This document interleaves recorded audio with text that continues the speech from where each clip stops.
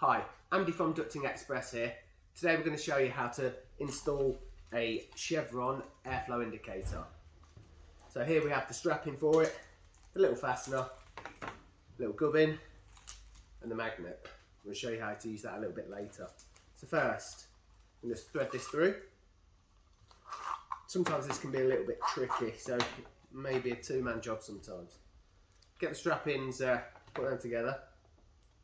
Little fastener here, so put the two straps and they come up and through.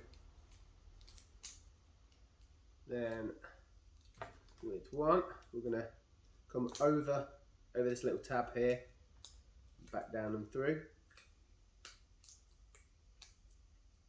As I said, this can be a little bit tricky sometimes. So what I'm going to do, when we've got that one through, I'm going to take that centre one out, get it around the ducting like this. Then we're going to come back, up, and back and over that one there. So the two straps will come through this fastener and back over and through, like so. Then tighten around the wheel. So you can position anywhere you want. Got a little hole here that's already been pre-drilled. That's where the little bit of your gubbin goes.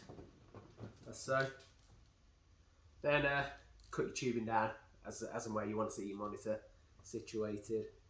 So then I'm just going to put that through there like so. Then when all your system's up and running, I'm going to be able to calibrate this, and that's the little magnet here. So all you have to do is just hold it on there. Little indication like come on a flash like so. Give you either an X to tell you that your system's not performing as it should, or an arrow to tell you that the system's performing as it should. So that's how you fit the Chevron airflow indicator. Anything you've seen in this video you can always find on Ducting Express.